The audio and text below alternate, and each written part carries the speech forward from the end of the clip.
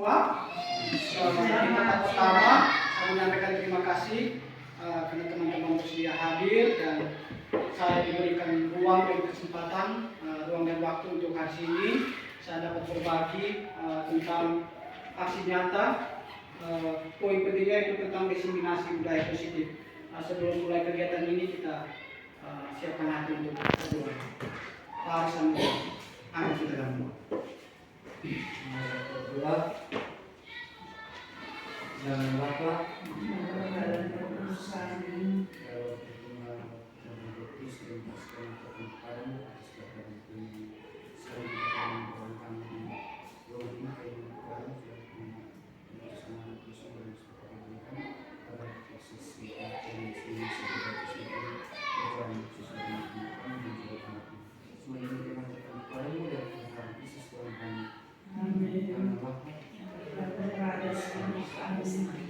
Terima kasih Pak Aris karena sudah membawa kita dalam doa. Jadi baik teman-teman, setelah kita mulai kegiatan ini berkaitan dengan aksi nyata, saya minta sambutan dari Pak Pastor pada kepala sekolah. Baik, selamat siang untuk kita semua yang sempat hadir pada ruangan ini. Jadi hari ini merupakan hari yang kedua kita berkumpul di tempat ini guna mendukung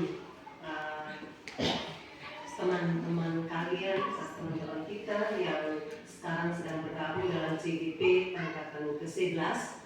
Jadi saat ini mereka sedang melakukan suatu kegiatan yang dimana yang diistilahkan itu dengan pengimbasan dalam materi pengimbasan budaya positif. Jadi untuk itu harapan saya dari kegiatan ini sangat baik. Pak Eko ingin berbagi hal baik untuk kita. Jadi untuk itu mari kita ikuti kegiatan ini dari awal sampai akhir.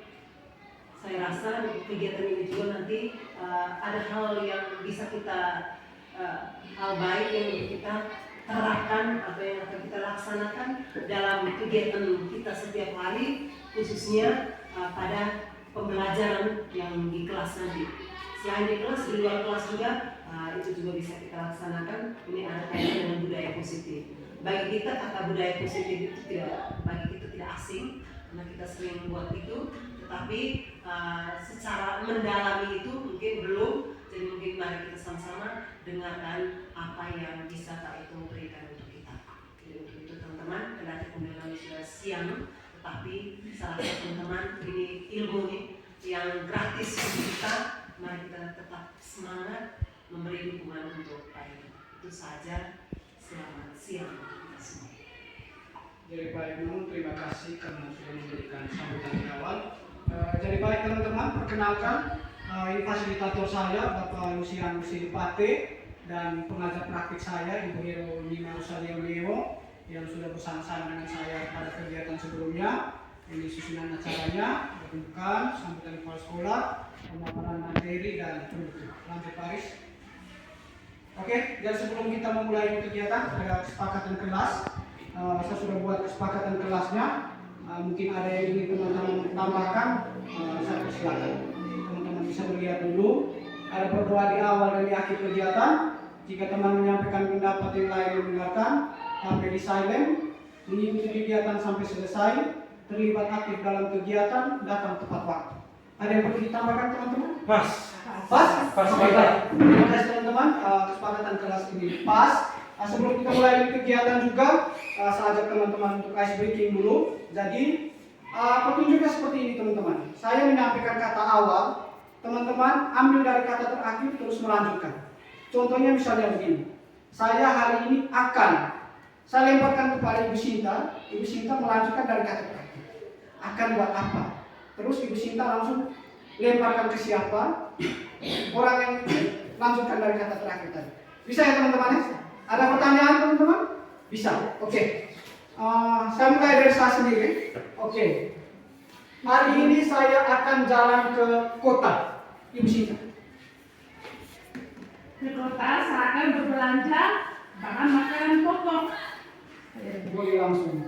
Pokok, dari kata pokok. Pokoknya kita harus mengikuti kegiatan ini dengan bahagia. Asik. Gantung. Lanjut ke siapa? Ibu Iren kalau bisa langsung menyebutkan nama ke Ibu Lin, Ibu Lin. supaya Ibu Lin bisa. Oke, Ibu Lin. Dari kata apa tadi Ibu Iren? Bahagia. Bahagia. Bahagia membuat orang lain tersenyum. Bahagia membuat orang lain Ibu tersenyum. Sinta. Ibu Sinta. Dari kata Tersenyum. tersenyum. Senyum dia. Senyum. Tersenyum membuat saya lebih sehat. Tersenyum membuat saya lebih sehat. Luar biasa sekali. Ibu Obi dari kata sehat.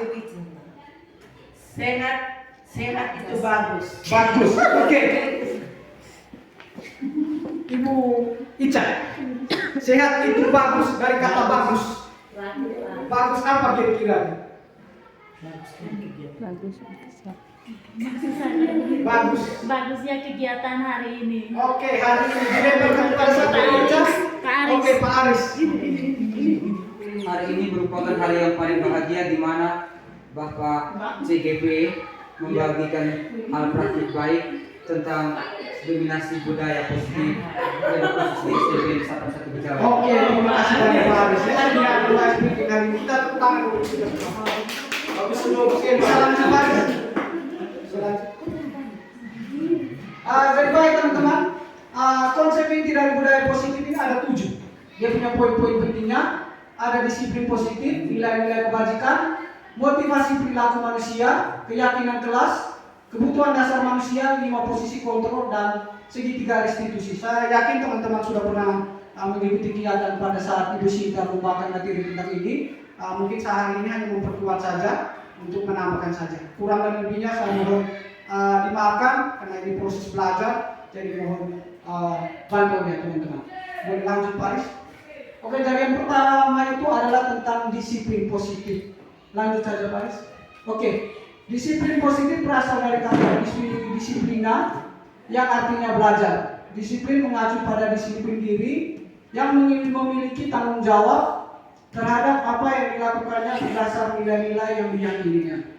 Disiplin positif merupakan salah satu cara penerapan disiplin yang bertujuan untuk menumbuhkan kesadaran serta memberdayakan peserta didik tanpa imbalan, penghargaan atau reward, ancaman atau hukuman.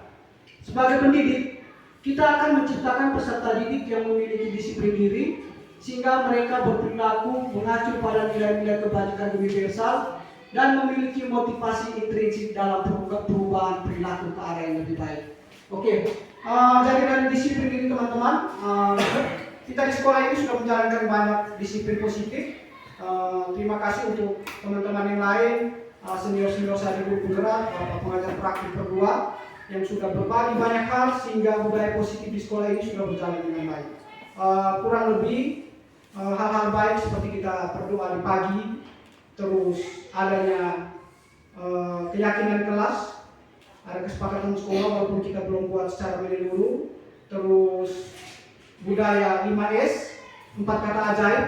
Mungkin yang kita lebih perkuat lagi itu tadi 5S dengan 4 kata ajaib, karena pengalaman saya bahwa pagi itu kadang anak-anak itu ada yang belum tegur kita. Mungkin salam iya, tapi tegur tidak. Biasanya begitu. Kalau lebih bagusnya kan senyum, salam, sabar, sopan, santun. Dengan 4 kata ajaib itu maaf, tolong, permisi, dan terima kasih.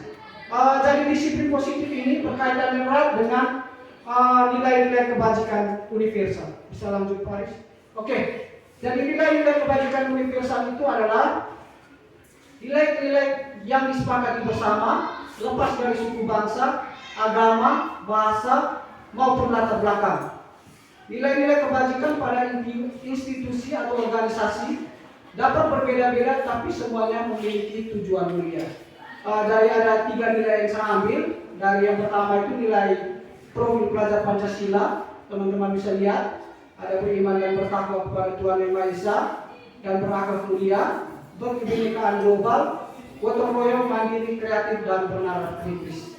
Yang nilai kedua itu nilai positif, toleransi, rasa hormat, integritas, mawas diri, menghargai, antusias, empati, keingintahuan, kreativitas, kerjasama, percaya diri, dan komitmen. Untuk yang bagian ketiga, keterampilan hidup atau life skill, dapat dipercaya, lurus hati, pendengar yang aktif, tidak merendahkan orang lain, dan memberikan yang terbaik dari diri. Ini untuk nilai-nilai kebajikan universal. Oke, yang berikutnya tentang motivasi perilaku manusia. Teman-teman mungkin masih ingat tentang motivasi perilaku manusia? Mungkin ada yang bisa memberikan tanggapan? Ibu Sinta mungkin? Tentang motivasi perilaku manusia.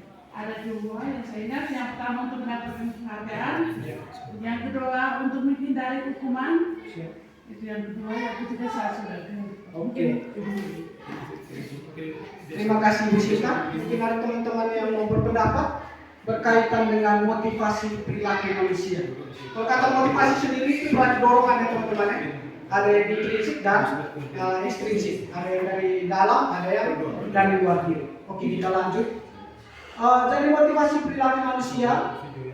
Motivasi adalah dorongan yang datang dari manusia dengan kesadaran atau ketidaksadaran untuk melakukan sesuatu yang berkaitan dengan tujuan tertentu. Seperti kita ketahui, perilaku manusia dipengaruhi oleh motivasi atau dorongan untuk kepentingan memenuhi kebutuhan dari seorang individu. Jadi benar sekali apa yang disampaikan Ibu Sinta tadi. Ada 3 bagian dari motivasi perilaku manusia. Kita pilih satu-satu. Yang pertama itu untuk menghindari ketidaknyamanan atau hukuman. Yang kedua itu untuk mendapatkan imbalan atau penghargaan dari orang lain. Yang ketiga itu untuk menjadi orang yang mereka inginkan dan menghargai diri sendiri dengan nilai-nilai yang dapat mereka percaya. Lanjut. Oke, dari contoh motivasi perilaku manusia ini pada kejadian seperti ini. Ada kasus kejadian 1, kejadian 2, dan kejadian 3. Ibu Ani selalu datang ke sekolah tepat waktu karena takut aturan dan teguran kepala sekolah. Itu berarti dia menghindari aturan atau ketidaknyamanan, menghindari hukuman. Itu poin yang pertama untuk motivasi perilaku. Untuk motivasi yang kedua, Ibu Ani datang ke sekolah tepat waktu untuk mendapatkan penghargaan guru terbaik di sekolah. Jadi dia datang ke sekolah itu hanya untuk mendapatkan penghargaan atau hadiah seperti itu. Dari kepala sekolah mungkin, atau pengakuan dari teman-teman mungkin. Oke. Yang ketiga, Ibu Ani datang ke sekolah tepat waktu karena bertanggung jawab dan menjadi teladan untuk murid. Kalau bagian ketiga itu karena dia bertanggung jawab dan mandiri atas disiplin positif. Bisa lanjut? Oke. Yang berikut itu poinnya tentang keyakinan kelas. Jadi teman-teman tadi dengar bahwa ada yang kita pelajari itu dari disiplin positif tadi, ada kebajikan universal, ada 3 motivasi perilaku manusia. Poinnya selanjutnya itu tentang keyakinan kelas. Kenapa keyakinan kelas bukan kesepakatan? Saya juga sebelumnya itu belajar bahwa yang kita buat di kelas itu hanya kesepakatannya saja.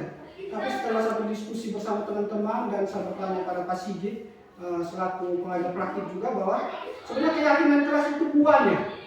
Kesepakatan itu kita buat. Kesepakatan di kelas misalnya datang tepat waktu. Buahnya itu apa? Buahnya berarti disiplin. Kalau di kelas misalnya tidak mengambil barang teman, buahnya apa? Keyakinannya berarti saling menghargai, saling menghormati. Nilai-nilai itu yang kita tanamkan itu merupakan nilai dan disiplin positif tadi.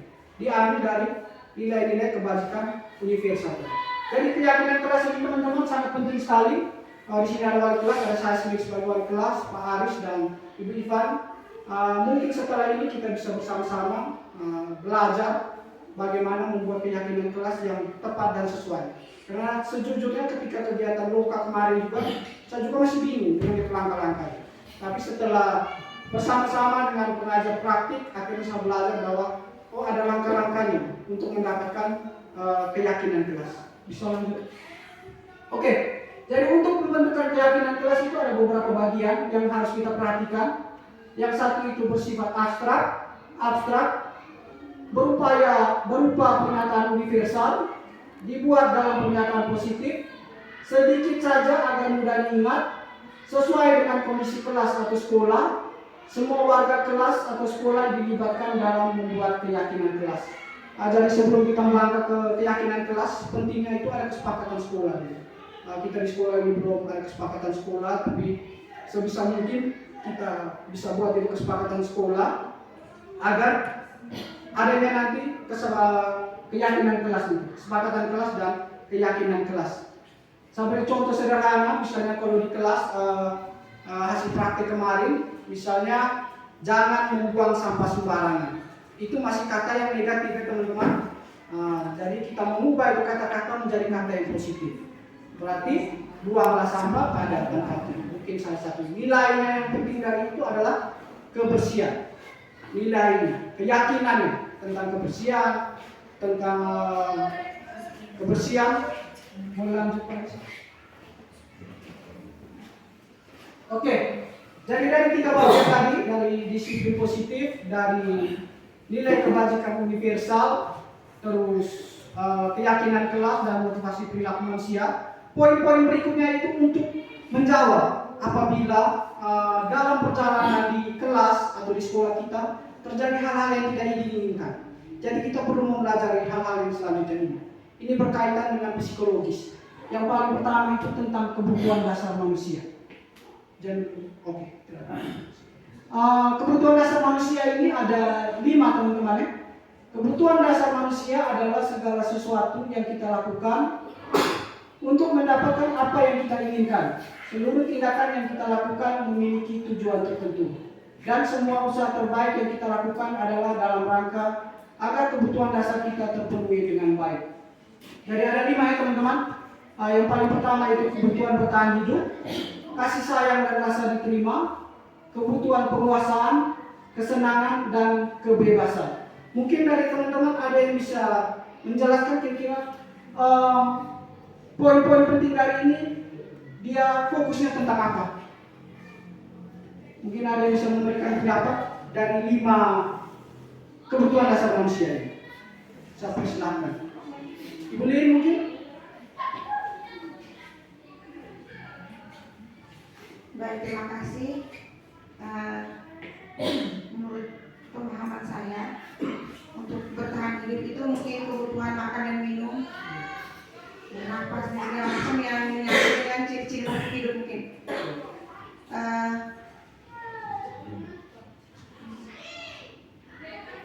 Kasih sayang itu mungkin kebutuhan manusia di mana dia untuk saling dicintai dan mencintai gitu. Ini kan sama apa saya?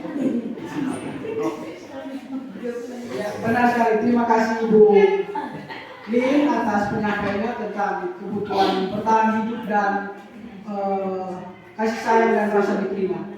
Kalau poin tentang ini teman-teman, ahlinya itu diambil Glasser. Kalau motivasi perilaku manusia atau kebutuhan dasar manusia itu ada salah satunya juga dari Abraham Maslow. Dia membuat 5 kebutuhan dasar manusia itu dalam bentuk piramida. Dia piramida begini, jadi fisiologisnya paling bawah. Fisiologis itu kemarin berkaitan dengan makan dan lain-lain. Bisa lanjut Pak. Oke, jadi kita lihat kebutuhan dasar manusia tadi ada 5. Yang pertama itu kebutuhan bertahan hidup. Kedua itu kasih sayang dan rasa diterima. Ketiga itu penguasaan. Keempat itu kebebasan. Dan yang kelima kebutuhan untuk merasa senang. Kebutuhan akan kesenangan adalah kebutuhan untuk mencari kesenangan, bermain dan tertawa. Lanjut Mas. Oke, yang lanjutnya adalah tentang posisi kontrol. Masih ingat teman-teman tentang posisi kontrol? Oke, Ibu Sinta mungkin posisi kontrol. Oke, posisinya sebagai teman, terus yang kedua pemantau, ketiga manajer. 3 manajer. Oke. Ada 3 posisi kontrol yang Ibu Sinta sampaikan, masih ada 2. Mungkin ada teman-teman yang ingat. Ada apa tadi Ibu Sinta? Ada teman, pemantau, manajer. Lagi 2. Ini pemberi hukuman. Memberi hukuman. Satu lagi teman-teman. Satu lagi. Paris. Oke. Dan kita lanjut. Jadi posisi kontrol ya teman-teman. Posisi kontrol ini teman-teman berkaitan ketika kita menghadapi masalah. Kita menghadapi kasus atau masalah yang terjadi di sekolah. Banyak masalah yang terjadi di sekolah. Posisi kita ada di bagian mana? Posisi kita seperti apa? Jadi ada 5 ya teman-teman. Yang pertama itu sebagai penghukum. Yang kedua itu pembuat rasa bersalah. yang ketiga itu sebagai teman, yang keempat itu sebagai pemantau dan pemantau, yang kelima itu sebagai manajer. Oke, lanjut. Oke, contoh 5 posisi kontrol guru. Kasusnya yang kita lihat teman-teman, murid tidak memakai seragam lengkap saat upacara bendera.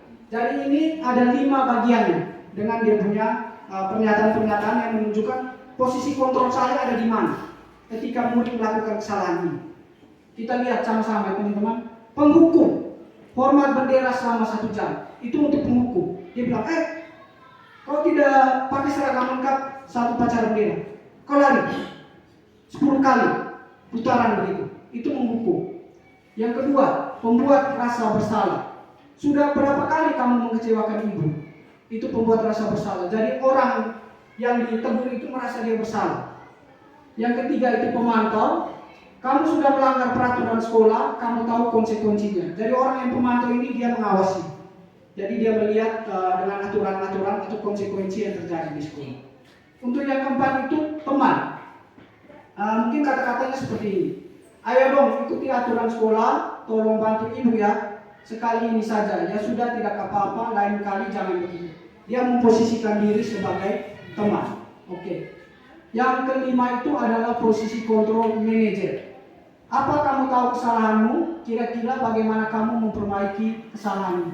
Jadi orang yang menjadi manajer ini atau posisi manajer ini dia tidak serta-merta menghukum atau membuat merasa bersalah, tapi dia bertanya dulu, mengkomunikasikan dulu masalahnya apa. Setelah itu baru dicari jalan keluarnya sama-sama. Biasanya jalan keluar itu ditemukan oleh murid sendiri secara mandiri. Oke, lanjut Pak Aris.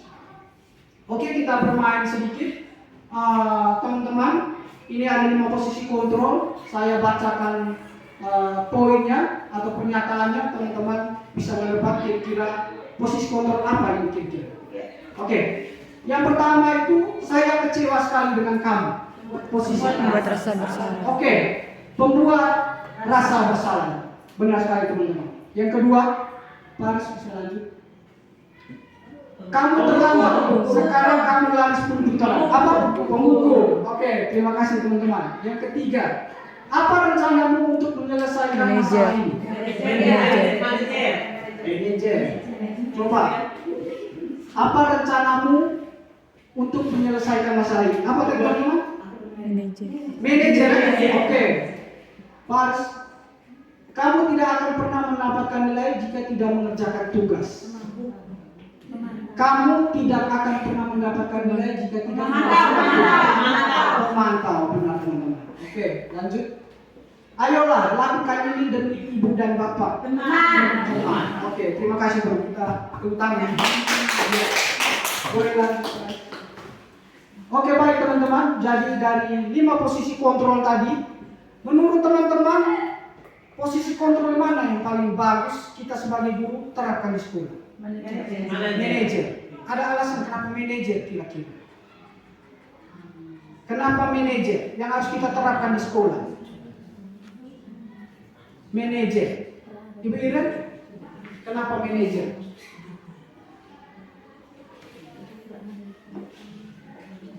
Manajer itu artinya kita memberikan kesempatan kepada siswa untuk bisa memperbaiki kesalahannya tanpa kita menjadi dia, tanpa kita menghukum atau kita membuat dia menjadi rasa bersalah. Siap. Itu saja, terima kasih. Coba itu pertama untuk Ibu Iren. Terima kasih Ibu Iren. Benar sekali Ibu Iren. Kenapa manajer? Karena poin dari manajer itu yang paling positif teman-teman. Dia secara tidak serta-merta menghukum, tidak serta-merta membuat rasa bersalah, tapi dia lebih memposisikan diri sebagai manajer. Dalam artian dia mampu mencari jalan keluar bersama-sama dengan murid.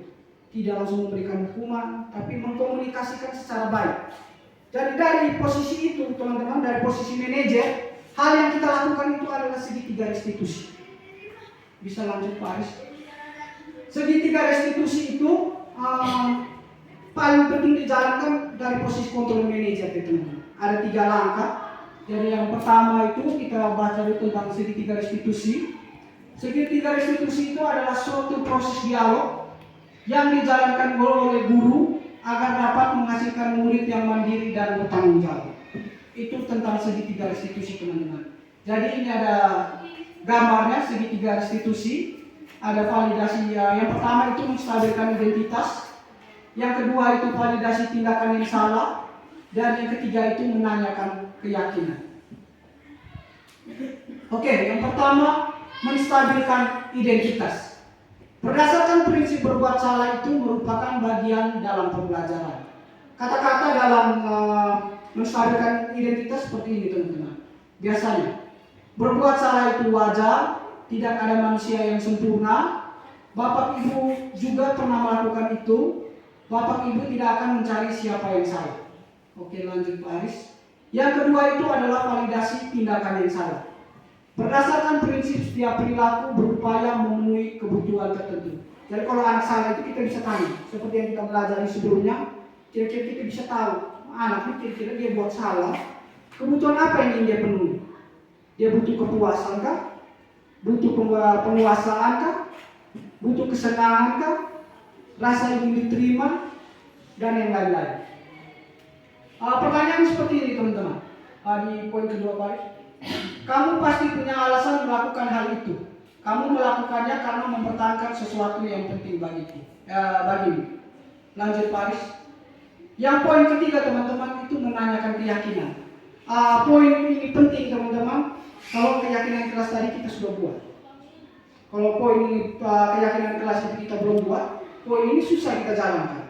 Jadi pentingnya keyakinan kelas itu supaya di poin segitiga restitusi ini dapat berjalan dengan baik. Poin ketiga itu menanyakan keyakinan. Berdasarkan prinsip teori kontrol, bahwa pada dasarnya kita termotivasi secara intrinsik. Pertanyaan-pertanyaannya, apakah keyakinan kelas kita, nilai-nilai apa yang telah kita sepakati bersama, kamu ingin menjadi orang yang seperti apa? Mungkin saya memberi contoh. Ketika kita menghadapi siswa yang bermasalah, contoh salah satunya misalnya salah satu siswa datang terlambat. Poin dari datang terlambat itu kan berarti tidak disiplin, ya teman-teman, tidak disiplin. Jadi di poin menanyakan keyakinan ini kita gali tentang itu. Apa yang dia langgar? Bagaimana cara dia memperbaiki? Seperti itu. Oke. Materi presentasi saya sudah selesai, teman-teman. Di akhir itu, dalam penerapan program disiplin positif, hendaknya guru memiliki standar kepribadian profesional dan sosial yang baik, di mana guru mampu merefleksikan dirinya dalam posisi kontrol saat ini, bagaimana perjalanan dirinya sebagai manajer yang menuntun murid-muridnya menjadi insan yang mandiri dan bertanggung jawab. Terima kasih, teman-teman. Di poin terakhir ini ada refleksi. Saya minta tanggapan teman-teman berkaitan dengan pembelajaran yang teman-teman dapatkan dari saya hari ini. Mungkin ada teman-teman yang bisa menyampaikan pendapat. Saya persilakan.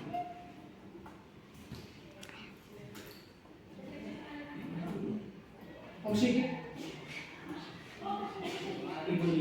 Ibu.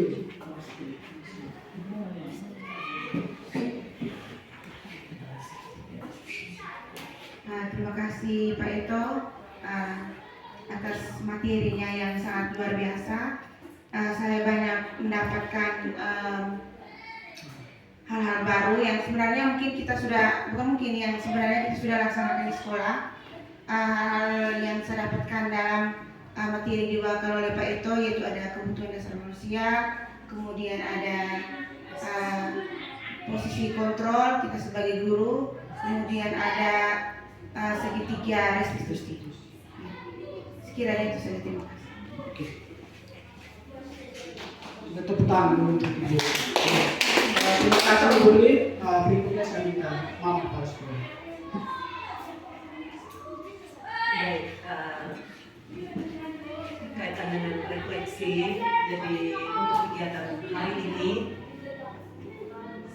menurut saya itu kegiatan ini sangat baik. Kegiatan ini perlu dilakukan. Mengapa saya katakan perlu dilakukan? Itu tadi disampaikan di pembahasan. Jadi apa yang teman-teman dapatkan di CGP kita bisa berbagi dengan teman-teman yang mungkin pada saat ini belum sempat mengikuti atau lulus atau lolos dalam CGP. Tetapi dengan hal ini, dengan berbagi, itu juga menjadi modal untuk teman-teman ke depan. Ketika lulus nanti, mereka merasa ini bukan lagi barang baru untuk mereka. Jadi untuk itu, terima kasih Pak Eto untuk siang hari ini. Kendati dengan situasi panas, kemudian di jam-jam ini, tetapi saya melihat teman-teman juga antusias. Antusiasnya itu dengan kehadiran teman-teman yang hadir pada kesempatan ini, itu juga menjadi wujud dukungan teman-teman kepada Pak Eto. Kemudian kaitan dengan materi ini cukup baik. Memang banyak hal yang didapat. Sepertinya salah satunya tadi bagaimana posisi kita menempatkan diri kita sebagai guru dalam lingkungan pembelajaran.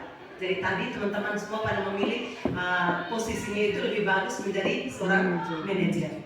Jadi itu saya rasa itu harus kita terapkan. Jangan sampai hanya teori saja yang kita dapat pada siang hari ini, tapi mari kita wujud nyatakan dalam tindakan atau dalam keseharian kita atau relevansinya dengan anak-anak dalam kegiatan pembelajaran atau dalam kehidupan kita, khususnya dalam lingkungan sekolah.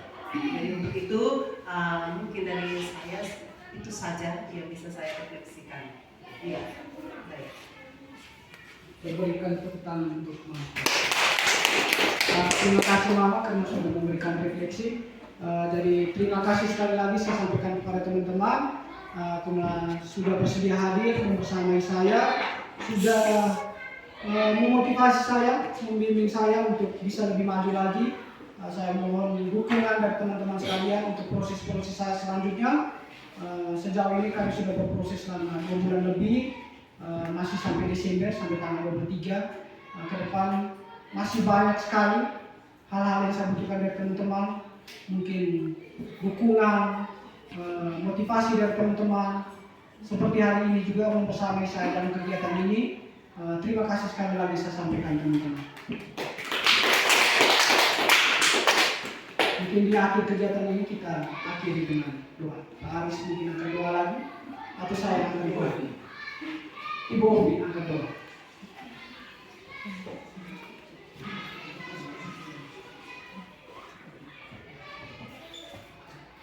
Dalam nama Bapa, dan Putra dan Roh Kudus. Amin. Tuhan Surga, Allah Tuhan Maha Kudus, Bapa, Putra dan Roh Kudus. Terima kasih atas permintaanmu, perlindunganmu, sehingga kegiatan kami ini terlebih pada kegiatan hal itu bisa berjalan dengan lancar, dan dari kegiatan ini membuat kami dapat menghasilkan atau dapat sebuah relasi yang ada di dengan baik. Namun kami puji kini dan sepanjang masa. Dalam nama Bapa dan Putra dan Roh Kudus. Selamat siang.